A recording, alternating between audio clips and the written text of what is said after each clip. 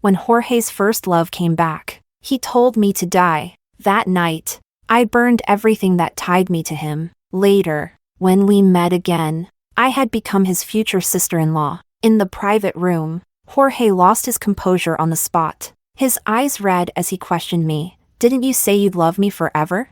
The man sitting at the head of the table lowered his gaze, expressionless as he lit a cigarette. If you're tired of living, go die. But stop bothering my wife. Chapter 01. When I pushed open the door to the private room, Jorge was chatting happily with someone. He glanced up and saw me, first freezing for a moment. Then his expression darkened. The others followed his gaze, and they recognized me as well. Someone whispered, "Isn't that Jorge's ex-girlfriend? The one who burned 5 million that time? The legendary badass?" It really is her. Why did she suddenly come back? Is she trying to get back together with Jorge?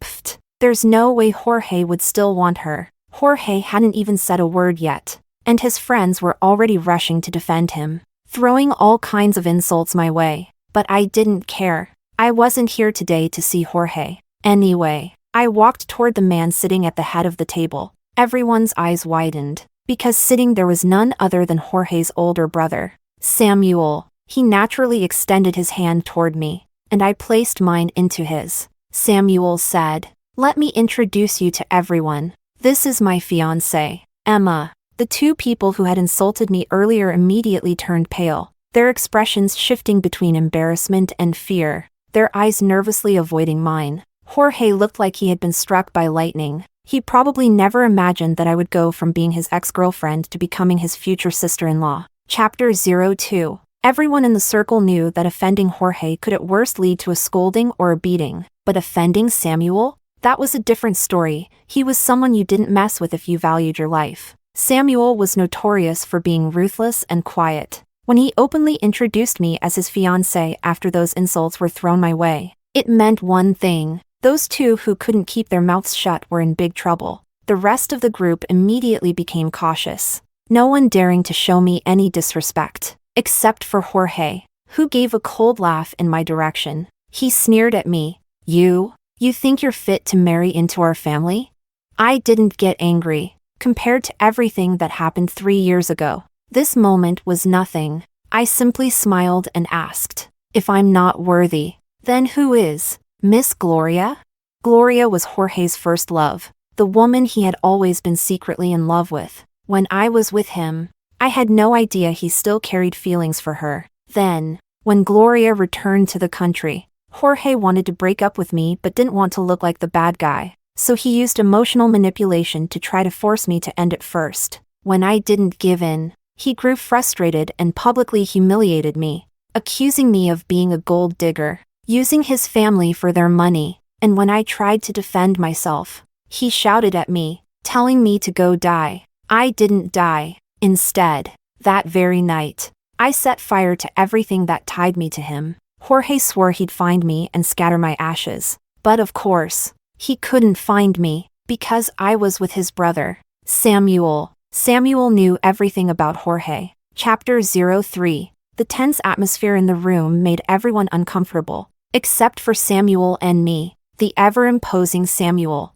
who sat like a god on his pedestal, even peeled a shrimp for me by hand. The way everyone looked at me became even more fearful and respectful. What they didn't know was that Samuel hadn't originally planned to attend this dinner. Jorge's friends weren't worth his time, but I wanted to come. I wanted to settle the score from 3 years ago. After drinking 2 glasses of wine, I was feeling a little tipsy and leaned against Samuel's shoulder. Jorge thought I was doing it on purpose to provoke him. After all, even after 3 years, he still hadn't won over Gloria. And how could a man endure both failure and being provoked? Grinding his teeth, he slammed his glass onto the table with a loud thud. "Jorge!" Someone beside him whispered a warning, trying to calm him down, but Jorge didn't care. He was always temperamental and self-centered. "Emma, what's the meaning of this?" Hearing my name, I looked up, genuinely confused. What's wrong? Perhaps it was the alcohol or his overwhelming anger, but Jorge's eyes were slightly red as he mocked and questioned me. "Didn't you say you'd love me forever?" Did I? I don't remember, even if I had said it. It was only because I was too young and couldn't tell the difference between a man and a dog back then. Jorge became even angrier and stood up, walking toward me as if he was about to lay hands on me. Suddenly, a quiet click broke the tension in the room. It was Samuel lighting a cigarette. His face remained expressionless, showing no hint of emotion. He didn't even bother to look at Jorge, simply lowering his gaze and calmly saying, "If you're tired of living, go die, but stop bothering my wife." Going from fiancé to wife wasn't just a change in title, it was a warning to Jorge. If he kept harassing his future sister-in-law, Samuel would deal with him personally. Chapter 04. Samuel and I left first, leaving Jorge behind in a fit of helpless rage. Once in the car, I thanked Samuel. "Boss, thanks for backing me up." Samuel's expression remained as calm as ever, but his eyes were deep and unreadable, giving no clue as to what he was truly thinking. In truth, what was between us was nothing more than a transaction. Jorge was, after all, his younger brother. That he had embarrassed Jorge in public to stand up for me made me feel genuinely grateful. But unfortunately, while he sat high above the clouds, I was already mired deep in the mud. I turned to the driver and said, "Pull over at the next intersection. I'll get off there." The driver hadn't had time to respond before Samuel suddenly grabbed my wrist and yanked me towards him. I stumbled, falling into his arms. "Samuel, want to come home with me tonight?" "He's definitely going to come and question me. Would that mean sharing a room with you?" "Depends on you. If we want to make the drama even more thrilling, then yes, sharing a room is." Chapter 05. Just as Samuel predicted, we hadn't been back at the family estate for long before Jorge came rushing in, banging loudly on the door despite the late hour. Samuel went to open the door, staring at him with a grim expression. Jorge, still fuming, didn't even consider the usual fear he had of Samuel. Instead, his anger took over as he spat out, "Is Emma here? Did you bring her back?" Samuel glanced towards the bathroom. I had just finished showering and walked out. "What's going on?" I asked, walking toward them. Jorge's expression turned murderous in an instant, his tone dripping with disdain. "Emma, have you forgotten what a pathetic simp you were when you were with me? How dare you seduce my brother now? You." Before Jorge could finish, Samuel suddenly pulled me into his arms. "It's me who seduced Emma," Samuel said, cutting him off. Sensing my shock, he tightened his grip on me, holding me even closer. My face was nearly pressed against his chest. Jorge seethed. "Brother, have you lost your mind? She's just a gold digger." "She." Before he could say more, Samuel slammed the door shut in his face. Then, without missing a beat, he pinned me against the door. "Will you play along?" he asked. Every muscle in my body tensed, my face burning with heat. People always said Samuel had a face that could stir desire. Yet he was known for not being interested in women. But right now, his face was so close, his strong arm around my waist, the heat radiating from his body. Everything about the moment was charged with tension. Outside the door, Jorge's voice could be heard, yelling in frustration, "Emma, I will never let you into this family. Stop dreaming."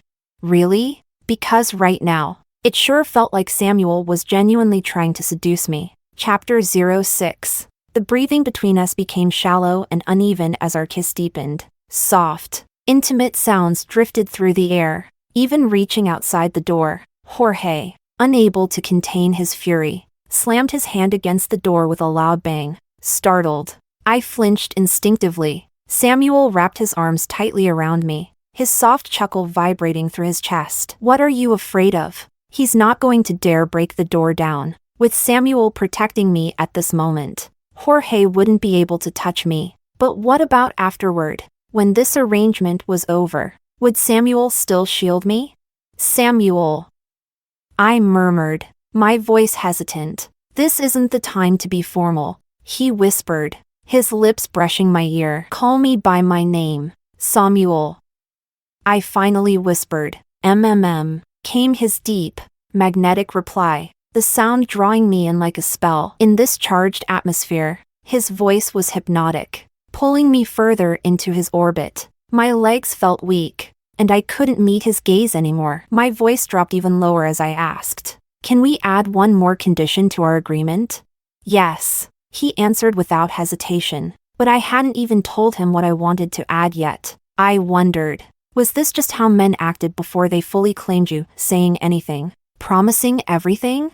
Chapter 07. Just as I was on the verge of pushing him away, Samuel suddenly stepped back, releasing me and putting a few feet of space between us. I looked up at him in surprise. Samuel tilted his chin toward the door. He's gone. He meant Jorge. I could hear the sound of his footsteps fading away, though his angry muttering continued for a while longer. Once the noise outside finally disappeared, Samuel spoke again. I'll sleep on the couch tonight. Aw, I blurted out in surprise. Samuel turned to look at me, a faint smile tugging at the corner of his lips. What? Did you have a different idea? I didn't have another idea, just a sense of guilt. After all, I was the one who had asked for his help in putting on this performance. Yet halfway through, I'd started doubting his intentions, assuming the worst. How stupid of me. Trying to salvage the situation, I quickly said, we can share the bed. After all, he wouldn't do anything to me. I thought Samuel would refuse, but to my surprise, he agreed immediately. All right. Why did I suddenly feel like he had been waiting for me to suggest that all along? Was it really just my imagination? Chapter 08. Last night, Jorge swore I would never be allowed into his family's home, and it seemed he was doing everything in his power to ensure that. The next morning, he was sitting stiffly on the couch, waiting for me. When he saw me, he tossed a stack of photos onto the coffee table with a sneer. Take a look. They were photos taken by gossip media during the time we were together. I had always wondered why. During the time I was with Jorge, nobody outside of his close circle knew about our relationship. Given that Samuel was a prominent figure, it didn't make sense that the press wasn't interested in the private life of his younger brother. Now, I knew why. Jorge never wanted the public to know. He had bought all the photos to keep our relationship under wraps. He hadn't imagined that one day, those same photos would be used to blackmail me. Break it off with my brother right now, or I'll send these to every tabloid. Have them published everywhere. And then what?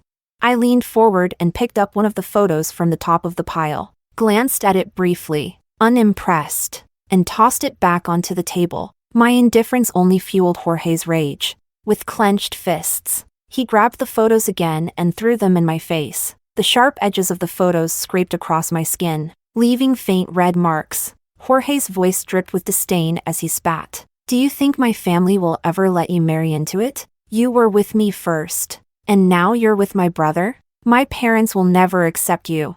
I raised a hand to my face. The pain was minimal, but the humiliation stung far more. He seemed to forget that he had never even told his parents about us. Our relationship had been entirely his secret, and he was the one who had betrayed me. So what right did he have to command me like this?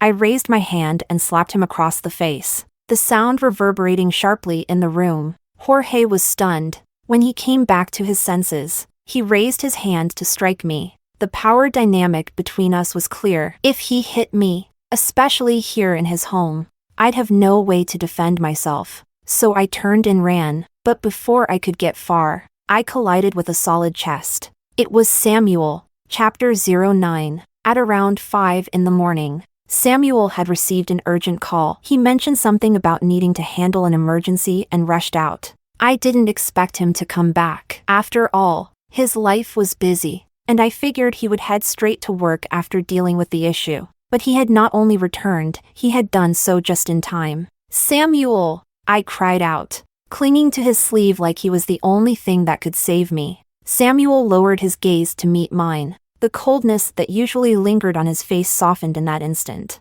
and my heart skipped a beat. It was such a strange, unfamiliar feeling. Samuel gently ruffled my hair, as if to soothe me, then looked up at Jorge, who still had his hand raised. What do you think you're doing? He asked. His tone wasn't harsh, but the weight of his presence was undeniable. It felt like a mountain pressing down on Jorge, forcing him to lower his hand. Still, Jorge, unwilling to lose face, stubbornly retorted, "She's nothing.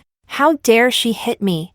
"Because she's mine," Samuel said, his eyes never leaving the red marks on my face. There was something in his gaze, a hint of tenderness, maybe even concern, that took me by surprise. I didn't know why Samuel had said those words, but how could anyone resist such blatant favoritism? At that moment, I realized that our arrangement, our so-called transaction, had shifted. I had caught feelings, but just as Jorge had pointed out, how could someone like me ever think I could fit into his family?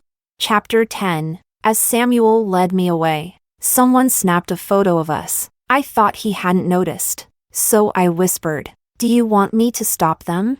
After all, Samuel's private life was much more valuable to the press than Jorge's. If the picture spread, it would create a huge scandal, one that would surely reach his parents. Samuel had helped me so much, and I didn't want to bring him any trouble. But Samuel only shrugged. "Let them. I'm curious what it's like to be on a tabloid's front page." What a strange man. Seeing the confusion in my expression, Samuel raised a brow. "What? Do you mind making headlines with me?" "It's not that. I'm worried." "There's nothing to worry about. I already called my parents this morning." "What?" "Don't overthink it. Everything's handled." I stared at him, trying to process his words. Samuel had this uncanny ability to make people feel at ease, as if no matter what happened, he'd have it under control. With him, it felt like even if the sky were to fall, he'd hold it up for me. If someone like him were by your side. Wait, what was I thinking? Was I losing my mind? I reminded myself of the cold reality. Samuel had only approached me because of his father's illness. Our agreement clearly stated he could end things whenever he wanted. What was I to him? Really? Nothing more than a temporary distraction in his otherwise rich and eventful life. How could I even dare to entertain the idea of wanting more? Chapter 11. That morning, the news of Samuel and me being photographed spread like wildfire. What surprised me the most was that the first person to call me wasn't a journalist, it was Jorge. I could almost picture his sneering face through the phone. "Emma, you must be feeling pretty proud of yourself right now." "Huh?" Jorge had spent so much effort making sure no one ever knew about our past relationship. But now, Samuel was letting the news spread without a care. Even though my relationship with Samuel was fake, the contrast was satisfying. Why wouldn't I be proud? "Once I marry your brother, you'll have to call me sister-in-law," I replied coolly. "You're dreaming." Jorge sounded livid, repeating "you're dreaming" like a madman before hanging up abruptly. I shrugged, figuring he was just having one of his temper tantrums. I didn't think much of it, but that night, Jorge, reeking of alcohol, showed up at my doorstep. I later learned that he had gone to see Gloria that evening, and they'd had a massive fight over something. Unlike the old me, Gloria didn't tolerate his spoiled behavior. She not only argued with him but also embarrassed him in public. Suddenly, Jorge started missing how well I had treated him. Seeing me, the woman he had cast aside, now making headlines with his brother, looking so harmonious and sweet, it made him feel bitter, resentful. "Emma, I'll give you a chance to come back to me," he slurred. I didn't need it. Seeing my expressionless face, he snapped in frustration. "Have you forgotten how you used to beg me? Do you want me to post those love letters you sent me?" "Go ahead," I replied, unfazed. Jorge was stunned by my indifference, but I really didn't care anymore. It was no secret that I had lost that relationship. Everyone knew. All I felt now was relief. Thank goodness my relationship with Samuel wasn't real. Otherwise, I would feel even more humiliated in front of him. Chapter 12. True to his word, Jorge posted one of my old love letters online the very next night. However, just as the post started gaining traction, it mysteriously vanished. Along with it, any mentions of my name, Jorge's, or Samuel's became impossible to post. I was puzzled by what had happened when Samuel called me. His voice was unusually deep. "Come downstairs. You're outside?" "Yes." The tone of Samuel's voice was short, clipped, almost as if nothing was out of the ordinary. Yet, when I reflected on it carefully, it felt like there was a hint of restrained anger. Was he upset about the old love letter Jorge had posted online? Even though it was Jorge who had stirred the pot, the words were mine, and they reflected my most vulnerable, humiliating feelings. Now Samuel wanted to meet, and I suddenly felt a wave of guilt and embarrassment welling up inside me. In a cautious voice, I asked over the phone, "Is something wrong? Do you need to talk to me?" "Come down," he repeated, the words carrying even more force than before. With no other choice, I agreed. "All right, I'm coming down." It had started drizzling at some point. The fine, delicate rain drifted through the air, glowing softly under the streetlights, giving the night a hazy beauty. Samuel's car was parked just outside the building. The rear window was rolled halfway down, and as I approached, he turned to look at me, almost as if he sensed my presence. For a brief moment, our eyes met, and I could feel my heartbeat quicken. Internally, I let out a bitter chuckle. If I had a tail, it would have been wagging uncontrollably by now. Is it really that hard to hide feelings for someone once they've taken root? Chapter 13. I reached the car, lowering my voice as I asked, "Why did you need me so late?" Before he answered, I heard the car door click open. Samuel gestured for me to get in. "Where are we going?" I asked, still confused. Although we had an agreement, there was nothing in it about late-night meetings or accompanying him like this. For the past 3 years, Samuel had rarely contacted me at night, especially without prior notice. And right now, I wasn't exactly eager to be alone with him. I dreaded the possibility that he might bring up that love letter, and as much as I'd already felt humiliated by it, hearing him speak of it in person would be unbearable. "I'm feeling a bit tired, so if it's not important." Before I could finish my sentence, Samuel pushed the car door further open. Then he stepped out and insisted I get in. Maybe it was his intense presence, or perhaps my unsettled emotions, but I couldn't refuse. It wasn't until we were at the third intersection that I snapped out of my daze and realized we were heading toward Samuel's place. Outside, the rain had intensified. The windshield wipers started moving as the partition between the front and back seats silently rose, enclosing us in a private bubble. I could feel he was about to ask me something, but before any words could leave his lips, his kiss landed first. Unlike that night at the house, where he was firm yet gentle, this time he was different. He kissed me with an intensity akin to a wild animal, fierce and relentless. As if something had triggered him, my breathing became erratic, matching the fevered rhythm of his kiss. The rain outside intensified, masking everything with its steady pattern. I whispered softly, "Boss, call me by my name." Samuel tightened his grip around me, leaving little room to breathe. Before I could resist the overwhelming pressure, I gave in as he wished. "Samuel, you're hurting me. I'm jealous," he replied. At that exact moment,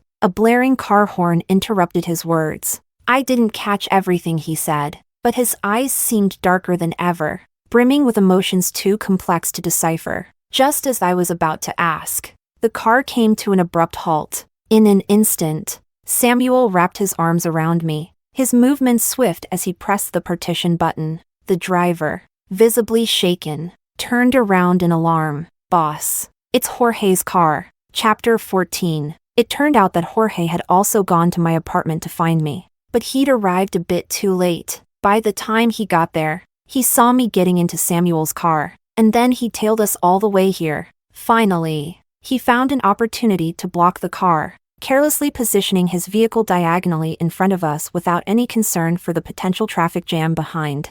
Jorge stood by our window, knocking loudly. Despite the rain's incessant noise, his furious shout was unmistakable even over the downpour. "Emma, get out!" 3 years after our breakup, and now, as his supposed future sister-in-law, he still dared to treat me with such insolence. I glanced at Samuel. His tone was calm. "Stay in the car." Samuel stepped out, with the driver hastily following to shield him with an umbrella. Jorge stood alone in the rain, his eyes filled with fury as he shouted, "Brother, you can have any woman you want. Why do you have to take her from me?" Samuel cast him a cold look. "When she was with you, I never interfered, but now she's mine, and you'd better recognize that." "What?" Jorge looked taken aback, but then quickly pieced it together, his face contorting with realization. "You wanted her all along? This was premeditated?" Samuel didn't respond, but his expression said enough. Over the years, Jorge had been with countless women. As long as he didn't introduce them to his parents, nobody paid attention. So the fact that Samuel had taken notice of me meant there was something special about his intentions. Jorge, however, couldn't grasp that Samuel could actually have feelings for me. Feeling deceived and enraged, he lashed out, striking Samuel directly across the face, his fist colliding with Samuel's mouth. The driver froze in shock, waving his free hand frantically as if trying to shield Samuel from further harm. Samuel, however, slowly pushed him away, perhaps because he had held a high position for many years. Everyone was accustomed to seeing Samuel as composed and dignified, unaware that he could also resort to physical violence. When Jorge was kicked and sent flying, the driver was once again shocked. This time, he was completely petrified on the spot. Jorge landed hard on the ground, his face twisted in pain, and he cursed under his breath. He tried to stand, but failed, ending up kneeling on one leg. Samuel walked up to him, towering over him as he coldly asked, "How do you want to die?" The rain kept pouring, and both of them were soaked. But Samuel, despite the rain, carried an intimidating aura with no hint of disarray. Jorge, on the other hand, looked like a drenched dog. In every way, he was no match for his elder brother. If he stopped this farce, he could still live a carefree life as a wealthy second-generation heir, without worrying about food or drink. Otherwise, being thrown out of the family was a real possibility. Before Samuel returned to the car, he left Jorge with one final warning: pack your things and get out of the country tomorrow. Or else. He didn't finish his sentence, but the look in his eyes said it all. Over the years, Jorge had caused countless problems, and Samuel had always cleaned up after him. Samuel's parents had long been fed up with their second son and didn't want to see him. So, for Jorge, if Samuel no longer tolerated him, he had no choice but to leave.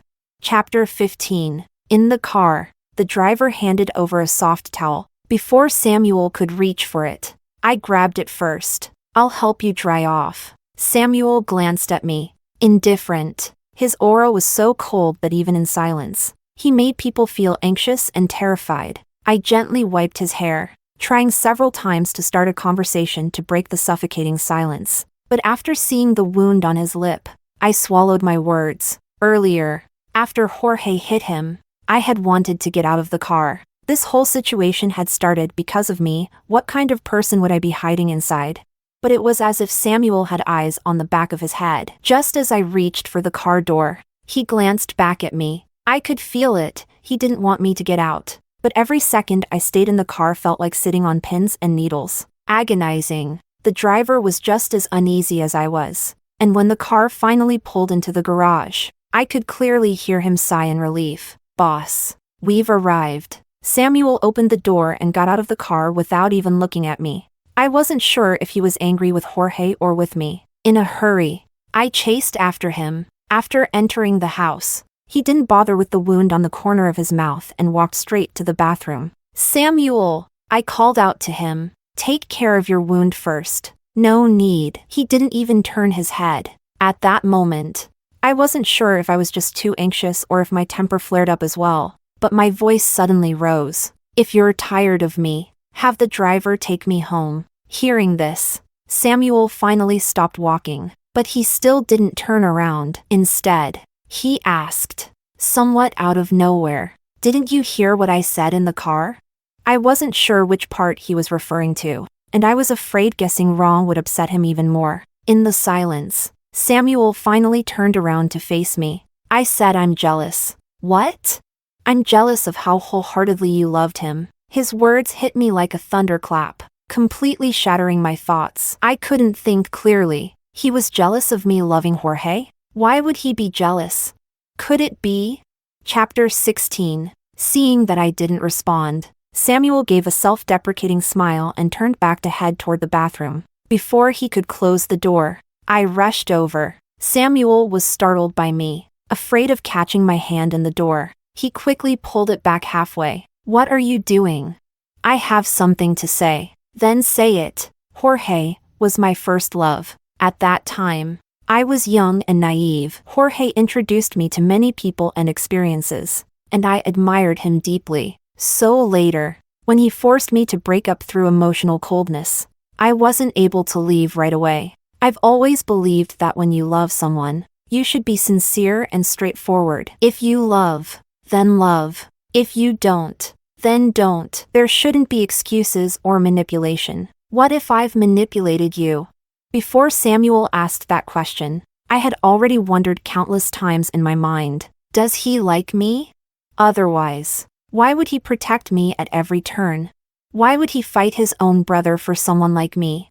I wanted to ask him clearly, but I was afraid. Afraid that the answer wouldn't be what I hoped for, and even more afraid that it would be. Someone like him deserves to be with someone better, someone more exceptional, and Suddenly, a soft laugh came from above. Samuel was slightly annoyed. Didn't you say you should be sincere and straightforward? Are you only sincere with him, but want to hide things from me?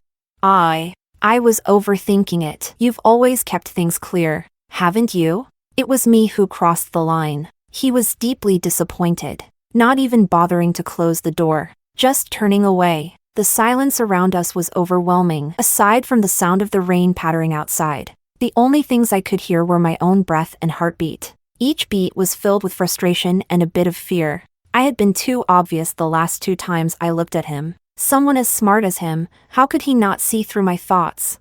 Yes, I like you. In the quiet, my confession rang clear and distinct. Samuel turned back. He didn't seem too surprised. In fact, there was a hint of joy in his expression. Then I asked him, "And you? Do you also?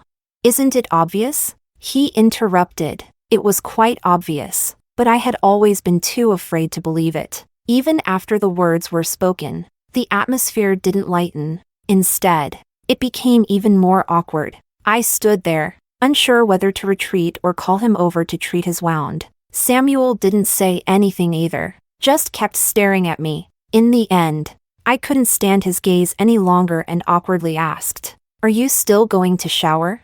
Samuel, Chapter 17. After I finished treating Samuel's wound, he confessed a few things to me. For example, he fell for me at first sight, but that time, I had gone to see Jorge. When he realized I was his brother's girlfriend, he decided not to pursue it further. He also admitted that 3 years ago, when Jorge and I had our falling out, our encounter wasn't coincidental, it was intentional. He made sure to appear in front of me. That agreement was just an excuse to keep me by his side. He shredded it right after. He couldn't be sure if I had truly moved on from Jorge, so he brought me here. The time and place of that dinner gathering were deliberately disclosed to me by him. On the surface, he seemed to be helping me at my request, but in reality, he wanted to see if I'd rekindle anything with Jorge after meeting him again. He won that gamble. I no longer cared about Jorge. In fact, when Jorge tried to reconnect with me, I felt nothing but disgust.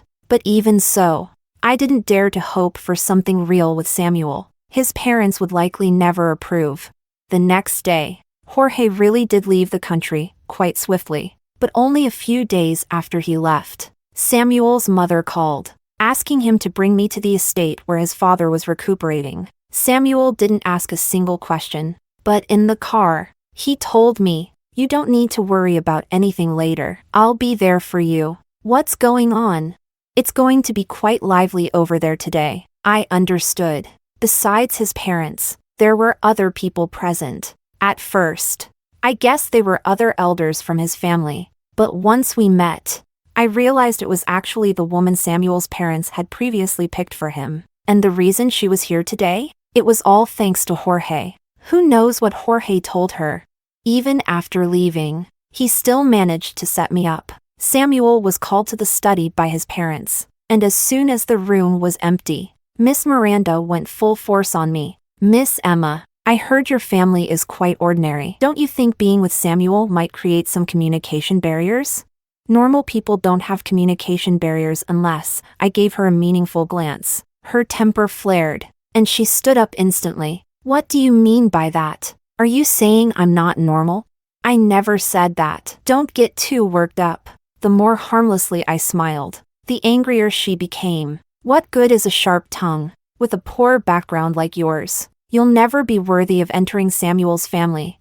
The way she said that, anyone who didn't know better would think Samuel's family was hers to rule. At that moment, Samuel and his parents came downstairs after their talk, and Samuel's expression immediately darkened when he heard her words. Miranda, thinking they were dissatisfied with me, happily walked over and tried to link arms with Samuel's mother. But Samuel's mother subtly dodged her. Miranda froze, too embarrassed to even pull her hand back. Samuel's mother didn't comfort her either and simply said, Miranda, we have some family matters to discuss, and it's not appropriate for outsiders to be here. We won't be inviting you to stay for dinner today. Now, besides the awkwardness, Miranda was visibly upset, her lips trembling and her eyes red, as if she was about to cry. I turned to Samuel, puzzled, silently asking what was going on. After all, when I entered earlier, his parents had been lukewarm towards me, but incredibly warm and welcoming to Miranda.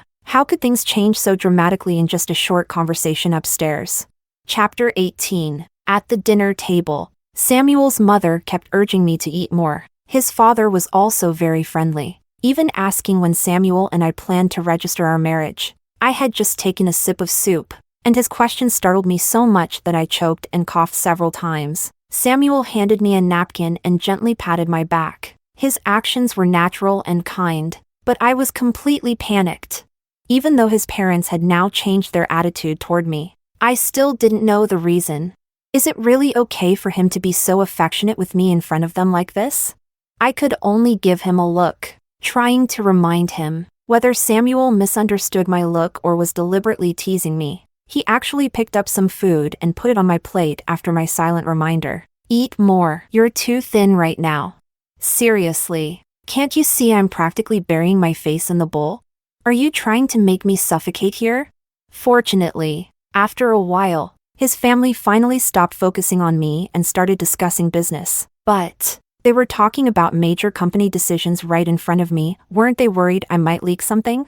All I could do was quietly eat and try to minimize my presence, too scared to say a word. The end result was, I overate. Chapter 19. On the way back, after repeatedly asking, Samuel finally told me why his parents had suddenly changed their attitude. My mother is a bit superstitious and had someone read your birth chart, and it matched well with yours? Yeah, that's it? Judging by his enigmatic expression, I knew there was more to it. Samuel smiled and took my hand, gently squeezing it again and again. He said that in business, he never enters a deal unless he's sure of winning, and he approaches relationships the same way, always planning ahead. 3 years ago, there was a major project that he could have secured before he met me, but he deliberately delayed it, waiting until I was by his side before signing the contract. There were also a few times when he encountered difficulties, and although he had already figured out solutions, he purposely created an illusion of uncertainty, letting the breakthroughs happen with me, as if that wasn't enough. After we got together, his father's health started to improve as well, so now his parents fully believe in the idea that I'm a blessing to their family. And since these words came from a trusted spiritual guide, they're eager for Samuel and me to get married as soon as possible. Aren't you afraid that if you kept delaying the project, it would have fallen through? No, I was confident. Then why weren't you confident about me?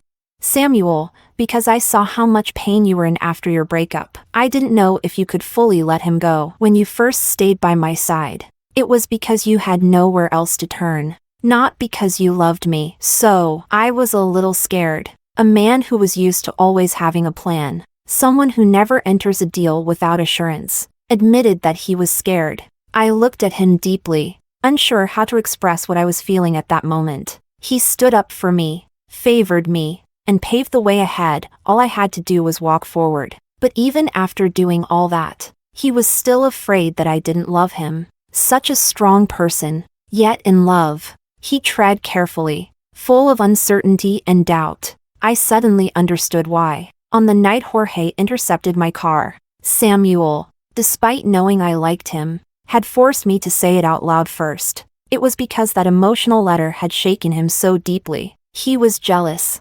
scared, and unsure of what to do. He wanted to get a sense of security from me, And in the ambiguous space between a man and a woman, the most direct way to feel secure is to express love. I'm glad I didn't hesitate that night. In fact, I want to make things even clearer. The past is the past. I've never considered looking back. That time, I was in pain because I couldn't understand. They say sincerity is a killer move. But why did my sincerity almost destroy me in the end? Now I know the answer. Sincerity is only a killer move when the other person is sincere too. Samuel was willing to wait 3 years for me to let go of the past. He methodically cleared every obstacle, step by step, to ensure his parents would accept me. He showed his sincerity long before I did. So, from now on, I will love you with all my heart.